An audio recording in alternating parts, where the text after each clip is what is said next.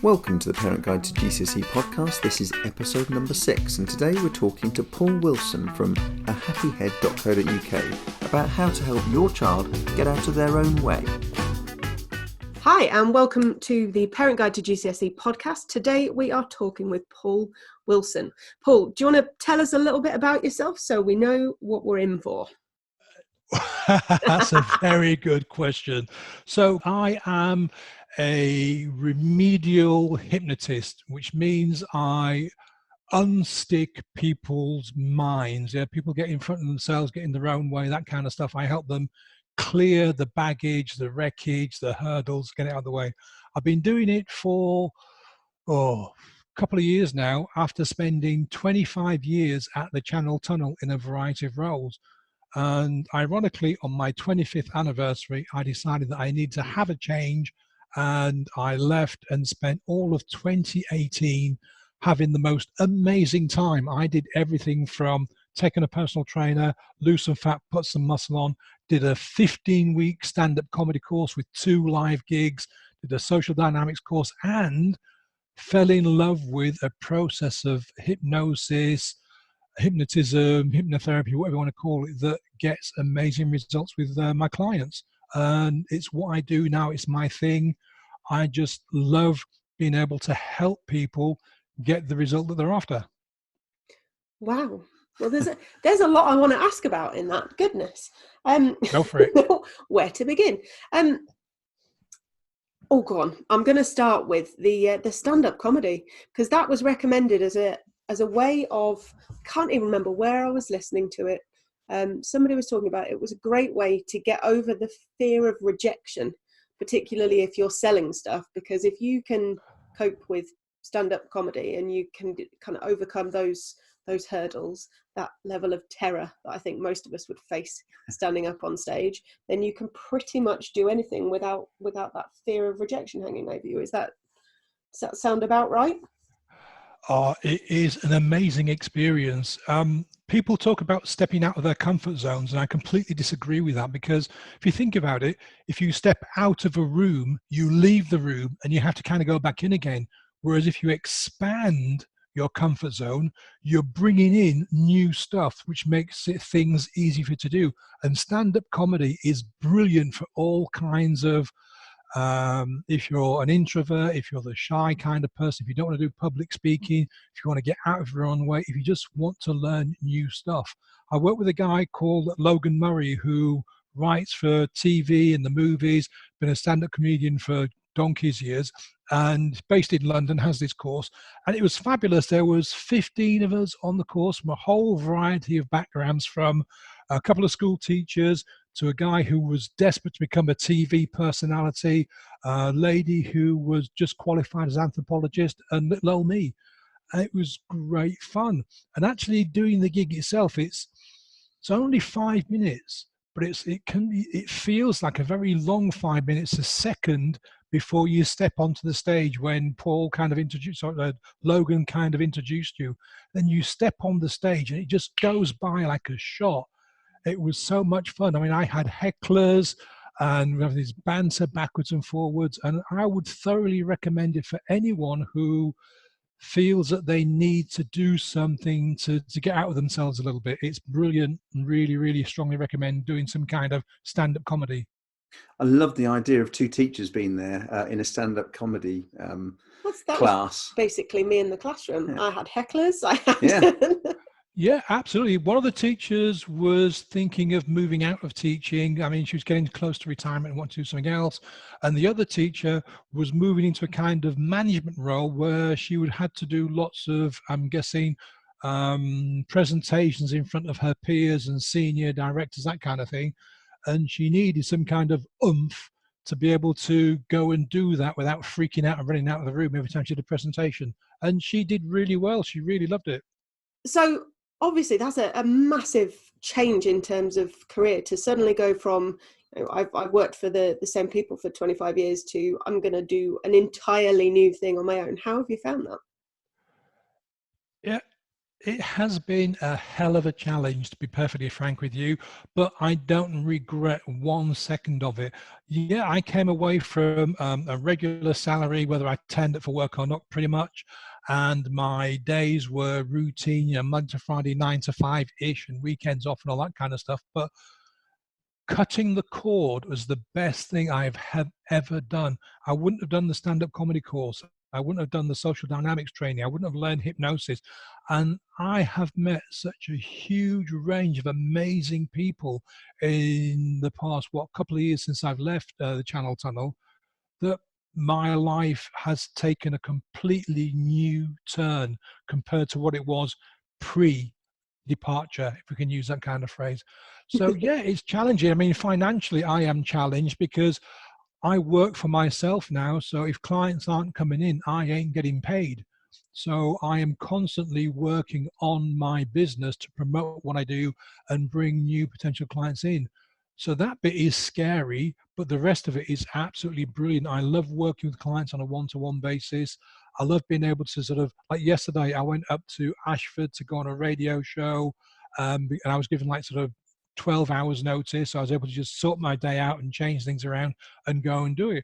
When you're an employee, you don't have that flexibility.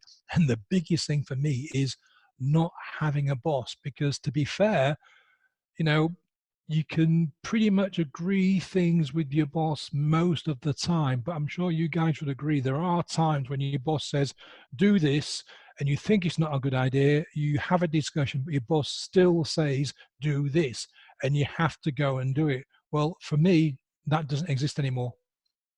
Well, I would say that for me that doesn't exist anymore, but for Paul, he might disagree. I possibly have a boss and a wife all in the same person. It's a scary thought. What do you mean, possibly? Well, all right, yeah. Fair enough. Guilty. Ah, well, it works. It works. Yeah. So one of the things that I think our listeners are probably interested in is how to help their children get out of their own way. So you said that a lot of what you do with your hypnotherapy is helping people to get out of their own way when they're trying to achieve a goal, whether that be in business or in life. So if we're talking about students who are perhaps procrastinating slightly when they should be revising or something along those lines, have you got any tips, any advice, anything to try? Yeah, well, I don't like that word try, so we'll just ditch that and explain that why in a minute. The first thing I would suggest is we reduce any and all pressure on the student, on our son, on our daughter. Yeah. And then the next thing we need to do is to find out the reason why they are procrastinating. Do they not like the subject in hand? Do they not know enough? Are they not clear on the instructions they were given for the homework or essay, whatever? There's always a reason why we procrastinate, because procrastination is there to kind of help us in a way. It's there to help us stop doing certain things. It sounds a bit counterproductive, but that's what procrastination does. It's about sort of the long-term benefits of doing something via or as against the instant gratification. So let me give you an example. Say you want to lose weight. You want to lose a stone. So you said to them, right, I want to lose weight. I'm going to lose a stone. So tomorrow morning at 7 o'clock, I'm going to get my shoes on. I'm going to go for a run. Ugh. Tomorrow morning comes, it's 6:45, your alarm goes off. You get up, you look outside, you go, oh, it's raining. I don't really want to go outside. I'll start tomorrow. Yep. And then you get up and you have, you go to work and you have a big cup of coffee and you have a bagel or a muffin. Well, it's okay. I'm going to start the exercise tomorrow. Mm-hmm.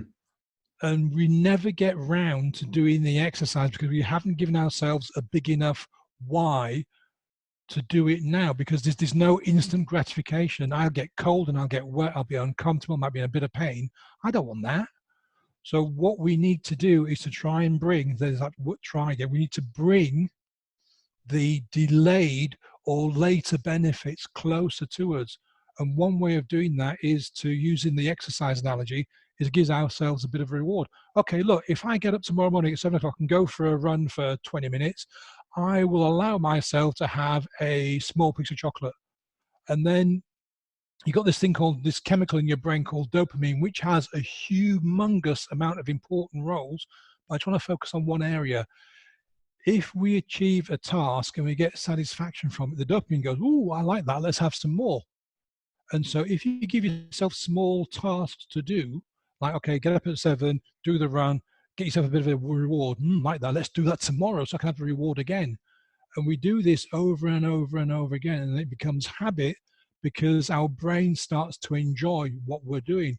So if a student has a massive project which could take, I don't know, a weekend to complete, one of these big school term projects, and the child just isn't doing it, the reason, my guess would be, is it's just too big.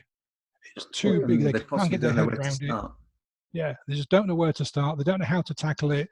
It's just too big a challenge. So they sit down with the best intent in the world to start on this thing. They've got the bits of paper and the pens and the computer, and then nothing happens because it's just too big. So where parents can help is to show the student that we can break this big project down into much, much, much smaller sizes.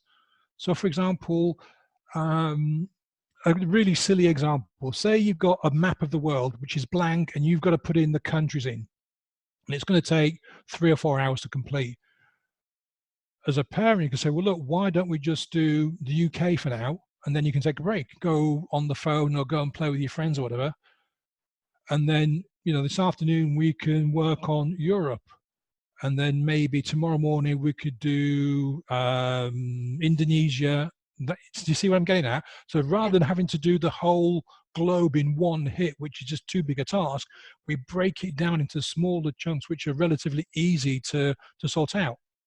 Yeah. Does that make sense? And we've talked a lot about revision plans and making it sort of structured enough to know, you know, there's no barriers there. You know what you should be doing and when you should be doing it, rather than, I mean, Emily talks about maths. Maths is a huge topic. So if you've just got maths written on your revision plan, it doesn't mean anything. It's got to be one of the subtopics that you can actually then sit down and say, well, actually today I'm going to cover integers or graphs or whatever. So a lot of what we've done recently, we just recorded a masterclass as well, which that talks a lot about the why they're doing it, not, you know, you must do it. It's, you know, showing them the end game, what can happen if they work hard, and how their future can look. Yeah, we've totally agree about the whole, when a project is really big, it just seems so overwhelming to begin with that you tend to not start. So breaking it down into little chunks is basically what we do with our revision plans, is break it down into, for half an hour here, you're going to do this, because it also takes away the decision part of the process. So it's not like you have a choice and you have to decide which of the topics you're going to do. It's the thing that's written down in front of you. You've got to get on with that, which I find certainly takes away a bit of the pressure and the tendency to procrastinate there. Because I do tend to procrastinate. And we talk a lot about little rewards as well. So it's worth mentioning, though, the whole dopamine thing, is that not one of the reasons why we're all slightly addicted to our social media? Because you get that little, oh, I've got a notification, little ding, and that means somebody's paying attention to me, and that's my little rush of dopamine there. Kind of, but it's, to me, it's a different thing, because you're not actually doing anything to get the little ding. And that to me is the difference, because with what I'm talking about is you do a small section of the work and you get a reward for completing the work. So the brain saying, oh, if I do this, I get that. That to me is the difference between what happens on social media, because social media, you can get ding, ding, ding, ding, dings all the time, doing absolutely nothing. And that becomes boring after a while. It becomes an obligation. Whereas when you're looking at sort of revision plans and a reward based on successful completion of a segment, shall we say, that's different. That's saying, I've just done this. I've just completed a half hour of my homework. That's 1.5 hour less to get this thing sorted out.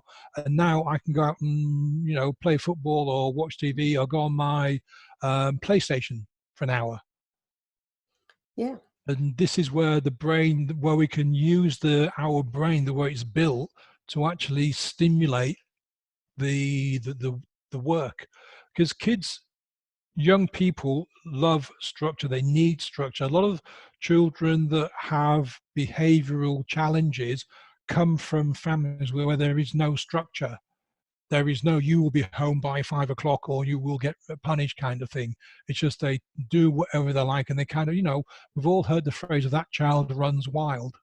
So the child has no boundaries, has no structure. So they're bouncing around looking for structure. So having your revision plan is a great idea, provided each segment of the revision plan gives me a bit of a reward for completing that segment as towards achieving the whole.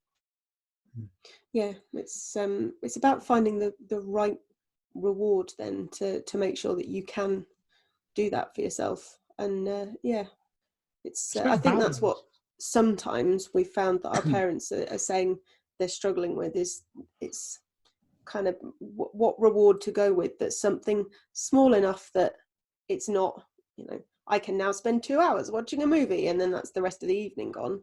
But it's not expensive as well, because for a lot of parents that's then prohibitive. You can't do that. You can't justify all the way through their revision. I understand. Have you talked about a point system? So again, I'm just giving you a very wild example. Let's say a completed project is worth 1,000 points, just for round numbers. We've got 10 segments, so that's 100 points per segment. Or if you've got 20 segments, that's 50 points per segment. What you can then suggest is that, yes, if you want the big thing for your birthday or whatever, and presumably the parents can afford it, that is worth that's going to cost 5,000 points, so 5 different subjects to be completed. And what the child then sees is that every time they complete a topic or a segment of their revision plan, they're getting 50 points. So rather than saying it's 2 hours, let me rephrase that. You could say, right, watching a 2-hour movie is going to cost you 100 points. Now, if I want that brand new game for my PlayStation, and that's going to cost me 750 points, do I really want to spend 100 of the points I've earned watching a movie for 2 hours? So you're giving the child the choice, right, there's 50 points for that completed segment. You can spend those 50 points how you want, and then you have an agreed list between parent and child of what amount of points gets what reward. I like the idea. It's not something that we've really thought about before in terms of suggesting a points-based system and rewards. I mean, rewards is something we do talk about a lot, but the actual adding up and seeing the what you can get towards the end. But I can see how that would be a really useful way to start structuring things for a teenager that they would then take into their adult life. Because there are a lot of adults, in fact, pretty much every adult has big projects that they put off doing because it feels like it's going to be a gigantic task. And so you have to do your tax return. So you decide it's really vitally important that you tidy your desk first. Absolutely. We're back to procrastination. Yeah. And so on. So I can see that has legs, as we would say. Yeah. Well, it comes back from what you procrastinate later. Yeah. But it comes from what you were saying, Emily, about parents not being able to afford lots of rewards. I wasn't talking about anything really expensive, but having said that, if a child is coming up to a big stage in their life, say, for example, the GCSEs, which is probably the classic one, and they've got 8 subjects to work on, you could have a total of 10,000 points. And that could be, you will take them away for a week, or it could be a new thing. But that's for the 10,000 points. However, you can break that down further to say 50 points is an hour on TV, or 100 points is you can spend 2 hours on your game station, your PlayStation thing. And it's between, the important thing is that the child and the parent have to agree on if I save all my points up, can I have this? And B, if I want to spend bits of my points, what can I use them against? And how much is 2 hours TV going to cost me, or 2 hours on a PlayStation, or going around my mate's house? And that way you have an agreed structure between the child and the parent about how they're allowed to spend their points. I like And that this idea. I again, mean, sorry, what I was I, going to say was it comes against the delayed gratification. Because if I want that brand new PlayStation that's coming out in August, it means that I don't want to spend any of my points. I'm going to maybe do a few more bits of homework, or I'm going to do some extra revision or whatever, because I really want those 10,000 points to go towards that big thing.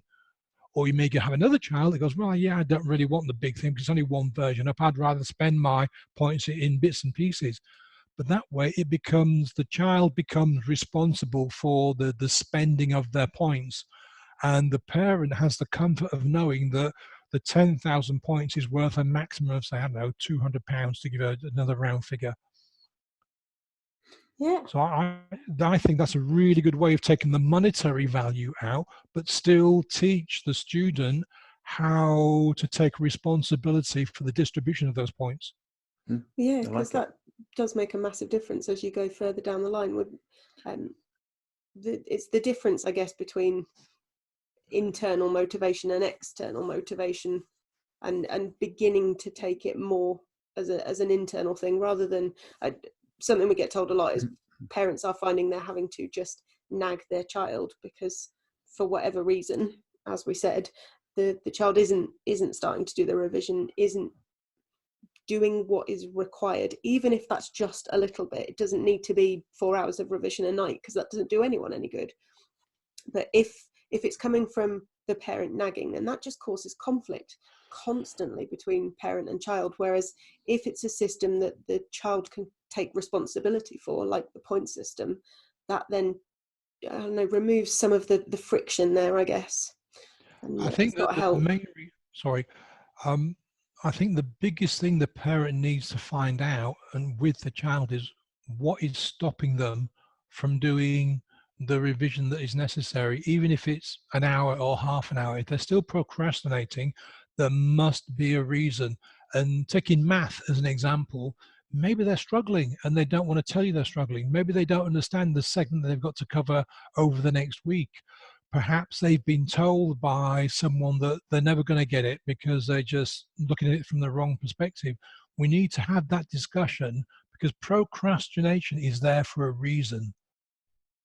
And like I said to you, you've got instant gratification as opposed to longer term benefits. But in between that, there are also other reasons why we procrastinate. And the biggest one is it's too big, or we don't know what we're supposed to be doing and we don't understand clearly. Yeah, and I guess when they doubt their ability to be able to do it as well, we find there's some avoidance sometimes. If you don't think you're going to be able to succeed at something, we are kind of pre-programmed, aren't we, to avoid doing it because then you don't Absolutely. you can't do it to yourself. So a kind of imposter syndrome. Yeah. I've been told I can't do it, therefore I'm too, you see, sort of like the vernacular that I was sort of brought up in, you're too thick, you're too dim, you're never going to get it, you're just too slow and all the rest of it. And you only need to be told that once to have the doubt put in your mind that actually I can't do this because I can't get it. And if you can't actually get it, that makes it even worse, particularly if you don't have a brilliant relationship with your parents where you mentioned the word nagging, where, you know, if you have been procrastinating and you've not been able to explain to your parents why you're procrastinating because you don't understand, you don't know how to explain to them, you don't understand, it can create a very sort of tense situation. So in a way, it's down to the parent to find a way to have that discussion if a child is procrastinating. Not to say you must do your homework, you must do your homework, you're going to get good grades and all that kind of thing. Just ask a series of questions. You know, do you enjoy the subject? Is it a bit of the subject that you're finding challenging? Do you think you don't understand it? Is it because you got a B or a C last year and you think you're going to do worse this year? Is it because your report doesn't reflect your abilities? There could be a million reasons why we're procrastinating over not sort of starting the revision leading up to exams. And I think we need to delve a little bit deeper rather than nag to find out what is actually going on, what is the real reason. Because if you can discover that real reason and you can then turn that around and say, actually, no, you are able to do this, because look at your report from last year. It says you're, really capable with working with algebra, for example, and you got really good marks last year, but it seems that you've sort of forgotten that. Is that the case? And just to sort of work with the student, with the son or the daughter, to figure out what it is that's stopping them. And once you get over that, you can then instill the kind of positive mindset to say, well, look, do a little bit, do your best. If you don't understand, we can email your teacher, we can get clarification, we can Google it, we can ask my friend who is an X, Y, or Z. Because there are ways around this of dealing with it without actually. Because sometimes, we don't want our parents coming into school. We don't want our parents phoning the teacher because we can't do a particular subject. But these days, using social media in a positive way, we can find someone, or we can find the answers, and a way to help the student get over the particular hurdle they're going through. I mean, if you were a parent if you were talking to a child, what would you think is the best way of getting them to remove the doubts they have in their own heads? The first thing to do is to discover if they have doubts, if that is the reason why. If that is the reason, if they're doubting their abilities, then what we need to do is to find out what makes them think they don't have the ability. Because, we've only been on the planet 14 or 15 years, and there's a lot we don't know, but there's a hell of a lot we do know because we're in school all the time. I mean, my kids were much, much better developed at math and all sorts of other subjects than I ever was. And to be honest with you, they asked me to help with their homework sometimes. And I had to say, look, guys, I'm stuck with this. I'm not able to do it myself. So let's find a way of doing it, and being honest about it. I was able to put my hand and say, look, Max, I can't do this, but that won't have to stop us. We can figure out a way around it. And that, to me, is one way of doing it. If the child still says, Dad, I can't do it, it's just not my thing or whatever. Okay, let's break it right the way down and go back to basics. You can do this. Yeah, I can do that. And you can do this bit. Yeah, that's easy. I can do that. Okay, well, this next bit is a combination of the A and B. All we need to do is put them together, and then you can do C. It's getting the child to understand that they do know the topic. It's just that maybe they're looking at it from a different perspective. Maybe they're taking the helicopter view. They're sort of like 1,000 meters up, and they can't see the detail. Whereas if they come down, they're able to see the detail of what it is they need to work on, and then segment by segment we can work on it together until they do understand. But it's a kind of, how can I put it, a mutual trust, respect for each other, honesty. Because if as a parent you look at something and you don't know the answer, don't gloss over it. You say, look, this is beyond me, but we will get it sorted. I will, do some research, and I'll find a different way of looking at things. Different countries have different way of looking at math, for example, different solutions, different ways of working things out. Even older, different generations have different ways of doing things. Yeah. So there are, what's the word I'm looking for? There are opportunities to discover different ways of doing things that may actually sort of click in your child's head. They go, oh yeah, right, I can do it because it's slightly different, but if I do it this way, it works for me. Bit of a convoluted way to say you need to have the discussion with your child and tell them that they are capable of it. We just need to find a different route to getting the answer. So give you an example, sorry. The doubt in the head, in the child's head, instilling the reward system, that's going to help put them in a better place, essentially put the child's head in a better place. Absolutely right. And just something came into my head right there.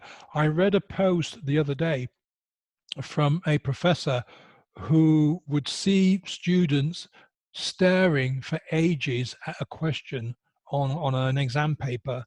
And he would say to the student, look, make a start, because staring at it won't answer it. But if you make a start, even if it's the wrong start, your brain will click into gear, and then you'll actually start working on the problem and finding a solution. Whereas if you sit there staring and saying, I can't do this, it's too hard, it's too hard, it's too hard, your brain is going, yeah, I agree, it is too hard, we'll forget this question and we'll just sit here for half an hour. But if you start writing things down and looking to figure it out, doing the best you can, your brain will start to help you work on the solution and lead you towards the answer.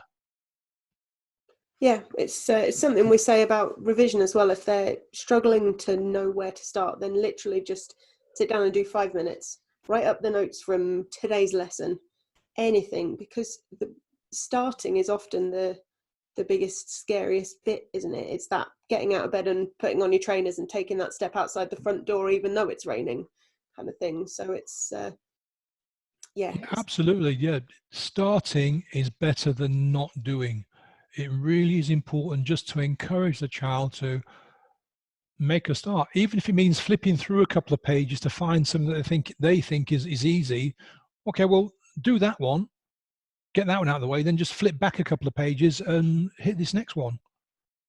So once they've started, what would you say to students or parents of students about social media, the impacts of social media on the child's ability to focus and work hard?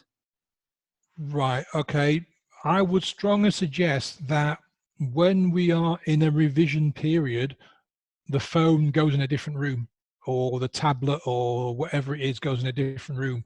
If we need to access the internet to do our work, then we say, right, you've got an hour's work to do as part of your agreed plan, an hour's work on geography, for example. You can have 15 minutes to do your research, and then I'm coming to take the computer away so that you can focus on then actually sitting and doing the writing. Or there are apps you can buy that will block social media apps and this kind of thing. And that you can use like a passcode to block them. Which means that you allow the child to do the work, and at the end of it, maybe they want to spend 50 points by being on TikTok or Snapchat for an hour. Again, if you make the social media part of the point system, which we discussed, it then leads the child to think, do I want to spend 50 points on chatting to my mates and sending silly selfies? Social media, sorry, go on. No, I was going to say, I know certainly with ours, so we have twins, and one of them is far more social media-ish than the other.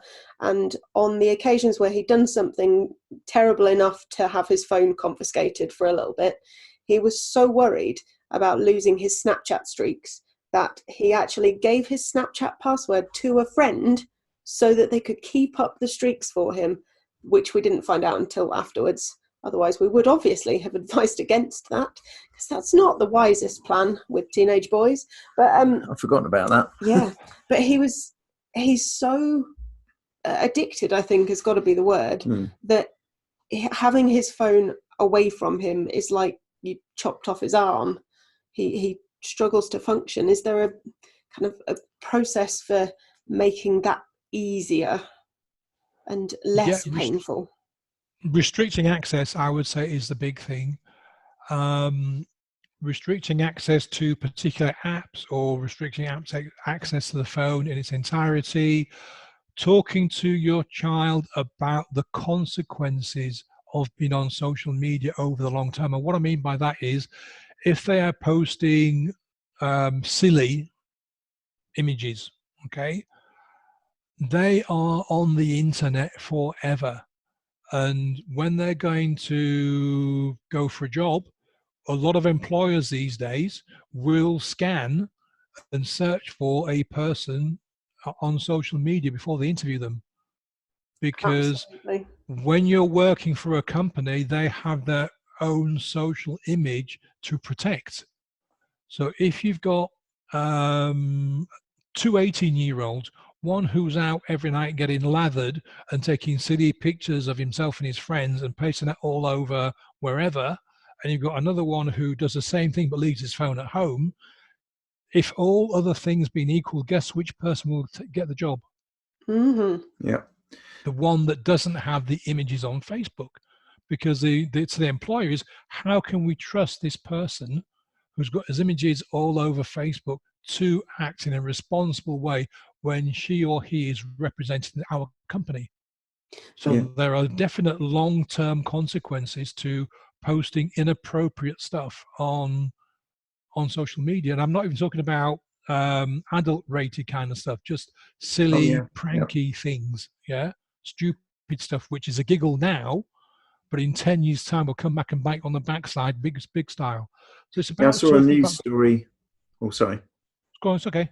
I saw a news story the other day of 75% of the bigger companies in this country do an extensive social media search before they'd consider giving somebody a job offer.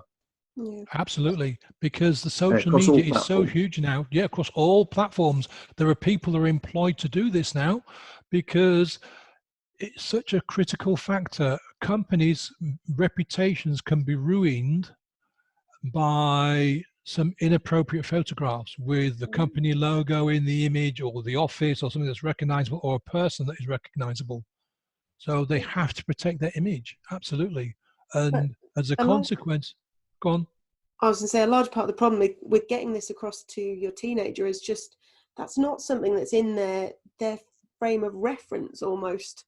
It's not something they've ever experienced. They've not generally at this age had to apply for jobs and deal with that kind of scrutiny almost on their lives. And so it's something that, it's somebody else's problem at the moment, future me in 10 years. And so getting them to actually care enough and think enough about it. But the thing is, though, it's not in 10 years. If you were talking about a child who's 15, that's potentially in 3 years, because I'm sure that universities will probably start doing the same thing in the next few years. Making sure that the applicants don't have or aren't using social media inappropriately. Yes, there was something, some offers were rescinded, I think, because of some stuff that was posted on social media. Was it Oxford? Yes, it's one either Oxford or Cambridge. Yeah. It could well be. Yeah, it doesn't surprise me at all. So we need to get the message across. It's like, let me give you an example. Looking both ways when you cross the road. If you look both ways before you cross the road, you're highly unlikely to be involved in an accident. If you don't look, then yes, you have the potential to be involved in an accident. And it's the same with social media. If you take care how you use social media, it's highly unlikely that it will come to bite you on the backside in later years. If you don't take care of how you use social media, it will be likely that it could come and bite you back in 3, 4, 5 years' time.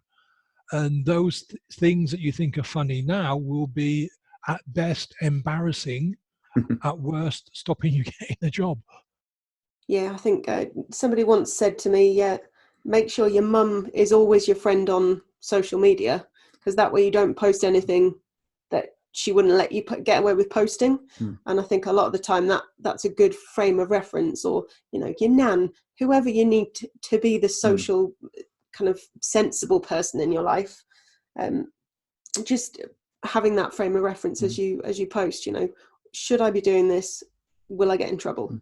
Certainly works for me, because my mother-in-law is I'm going to go with fierce, but I just wouldn't want to post something that's going to get me in bother with her, because the telling off would go on, and I'll be in trouble. You're already in trouble. She'll hear this.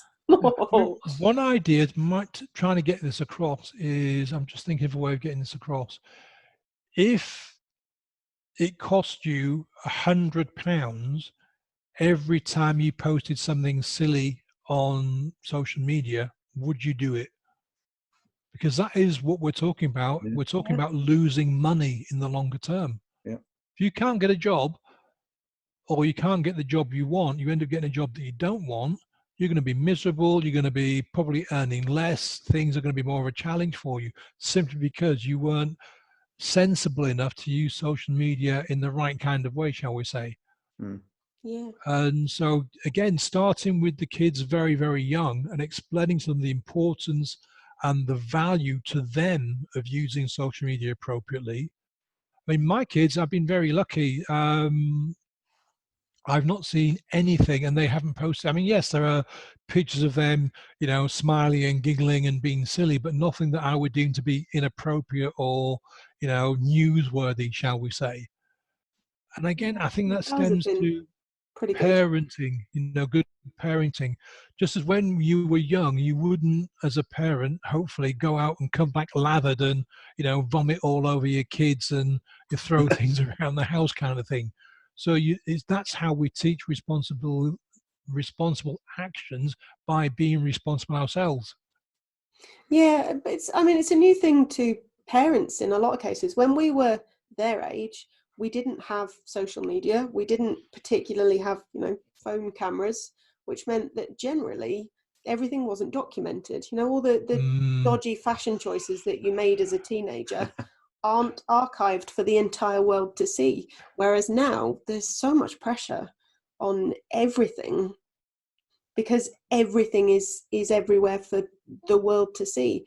If you go on Instagram and you're looking at what your peers are theoretically doing, if you take that as an actual, this must be what their lives are like, I can imagine that's an insane amount of pressure for a teenager. Absolutely. Not something we ever really dealt with. Well, the thing is, one thing you need to bear in mind is that phone cameras have been popular for more than 20 years now. So there's a lot of history out there from people that are in their 40s, shall we say, that are kind of facing this now because the pictures are being snapped, and they may not have been uploadable to social media 20 years ago, but they are now, and they have been for the past, 10 years or so. So what was I going to say? I was going to say something, it's just escaped me for a second. Social media isn't all bad. Social media is a car, it's a tool. In the UK, 3,000 people are either killed or injured every single year in motor incidents, motor accidents. But we don't ban cars. We're quite happy to jump in a car to go and do the shopping, do the school run, and so on and so forth. Social media is the same. It's a tool, and we need to use it. We drive responsibly, so we need to be using social media responsibly. And that goes the same for parents, leading by example, and to children, because I see lots of adults acting in very immature ways on social media, getting involved in pathetically silly arguments, throwing abuse left, right, and center. So if they're doing that, and they're doing it while they're watching TV, and the kids are in the house watching TV as well, and the parent is using some colorful language while they're talking about the conversation they're having online, that's not a good example to the child. If mum can do it, that means I can do it. Yeah, absolutely. So we as parents, we as adults have to accept responsibility. Social media is not new. Social media has been around for a long time now, probably about 20 years. Yes, it's developing. Yes, there are new apps coming on all the time, but the principle of the internet has been around since the mid-90s, and social media and camera phones and all that has been around since not too far long after the 2000s, after the second millennium started. Yeah. So it's not an excuse anymore to parents to say it wasn't like that in my day, unless they're my kind of age. But I've been around social media for a long time now as well. So for most people, we can't justify saying I don't know about it. It's there and it's not going anywhere at all. Yeah, it's just getting your head around the latest stuff, I suppose. So I've recently joined TikTok on business kind of marketing grounds. It's a social media platform. I ought to be at least present on it, and some of the content is insanely good. Like the level of skill that children are going to grow up with in terms of video editing because of TikTok, if it carries on, is going to be vastly superior to what people that haven't used that as a platform are capable of doing, because that's what it's all about. It's building creativity and inspiring things, but it's also got people being ridiculously stupid on there and effing and blinding, which is the reason why our youngest is not going on there anytime soon, because there's not the filter. And it's something that I didn't really have any kind of clue about until I actually went on there and looked for myself. Although I would advise against that, because I think I'm mildly addicted to it now. It's too easy to go down the rabbit hole and then discover it's been half an hour and you've been watching videos. Yeah, one of our twin boys was talking about TikTok last night, and I didn't know he was on it, but he's nearly 18 and it's his own choice. But he freely admitted that it is a rabbit hole, and with his A-levels coming up, it's not one that he wants to really get involved in, because he knows that 30 minutes becomes 2 hours, becomes a lot of revision missed if he gets involved too much. Yeah, and so he made the wise choice and deleted it, which we're very proud of. Yeah. Oh, wow. I was about to say that the wise choice then would be to delete it. And this is my son, my middle son, was mad about football. And from the age of about 6 was playing in various teams. And then he got to 15 and he made an incredible decision. And he said to me, Dad, I'm stopping playing football now for teams and all that. I said, well, why is that? He said, well, I want to focus on getting ready for my exams, because I want to go to, do A-levels and I want to go to university. So I am quitting football. I'm still, have a kick about with my mates every now and again, but I'm not playing football on teams because it takes too much time. And I was incredibly surprised that somebody of that age could make such a important, wise decision. I mean, a lot of the time we don't give our kids credit for having the head on their shoulders that they clearly do. Tis true. It's just too easy to forget when you see some of the daft things that they do. Actually, they are practically adults now. Ours are certainly, and as such, you need to give them the freedom to make those decisions for themselves, because they've got to learn whether they make the right decision or not. So long as you guide them away from the really dangerous bad decisions, it's an important part of growing up, isn't it? Learning to make those choices and deal with the consequences.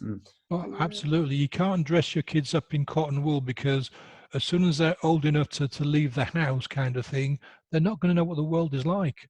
And the world is a fun, brilliant, amazing place to be, but it does have its downsides. And if you don't get kids out into the world, they won't know that. It's like the internet. The internet has dark places, but if the kids don't understand it does, then they, like you say, they can get hooked down a rabbit hole that they don't understand. It's like a lot of young girls and young boys actually have been made to do certain things in front of a camera which they are going to regret, because in my view they didn't understand the dangers.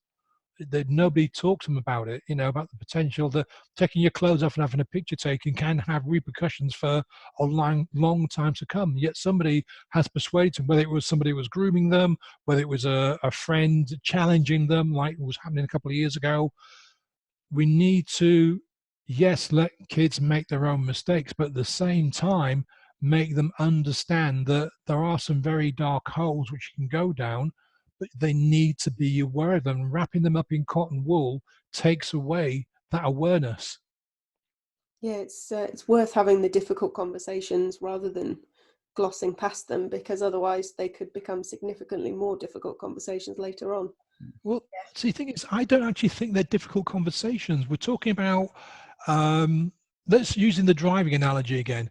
I told my kids that when they started learning to drive and everything, the one thing you will not do is you will not drink and drive at all. And I explained about the fact that, just having one pint, although it's legal, can still impact your ability to respond to things and all the rest of it. And only one of my kids drives at the minute, and he doesn't drink at all. In fact, he makes himself a designated driver whenever him and his mates go out, and I'm immensely proud of that. But we had the conversation. It wasn't difficult. It was an important one. And, I had the conversation when they first got phones. I was against them having phones so young, but I lost the battle. So rather than sort of shun it, I said, right, okay, you got the phones. These are things you need to be aware of, and don't be stupid. And I gave them some examples of what being stupid was. And, as far as I'm aware, they followed that and haven't done anything stupid. Yeah, there've been various things where, I don't know, something's come up on the TV or whatever, and with our 11-year-old, I've had conversations about things that I, to be honest, would rather not have discussed with her at the age of 11, but she has always, throughout any of these discussions, been incredibly mature about it, and just, asked the sensible questions and gone, oh, well, that's a bit stupid then. Why would someone do that? And we move on. And so I'd built it up to be, goodness, I can't possibly talk to her about XYZ. But it wasn't, when you started, not such a challenging thing after all. It's just getting over that initial fear of, I don't know, is it embarrassing as a parent, that the feeling of needing to discuss those things? I don't know what the feeling is specifically. It could well be embarrassment, that I really don't want to talk about sex. I really don't want to talk about drugs. I don't really talk about getting drunk and all the other things that we need to talk about. But when you have the conversation, it just becomes particularly if you approach it as just a conversation, the child will go, yeah, I know. And almost like you don't need to actually have the conversation because they've thought about it themselves already and they are aware of things. Yeah. And if they do ask a question, it's a straightforward, non-emotional question where they want a straightforward, non-emotional answer, and you can both move on. But as you say, Emily, it's important to have the conversations. And the sooner you have them, the easier it is, to be honest. But then you don't have this build-up of your own pressure. Oh, I don't really want to talk about this. I don't really want to talk about this. I don't really want to talk about this. I'll think about it tomorrow. I'll do it tomorrow. So you procrastinate. And then what was a small 2-minute conversation in your head builds up to this 4-week diatribe. You have to sit your child down, tie him to the chair, and talk at them. Yep. Which it never has to be. No, it's the same principle as going back to revision. If you put off writing up your notes, for example, for months and months because you don't really want to start the revision process because it feels like it's going to be scary, then the longer you put it off for, the worse it then becomes when you do start, because you've got so much catching up to do. It's just do it, get it over with, rip off the plaster. Yeah, absolutely. One other thing that is worth suggesting, which we both sort of talked about, is explaining the value to your child of removing distractions. So, for example, deleting apps, quitting certain activities that are too time consuming when we're in kind of like approaching the critical phase of revision.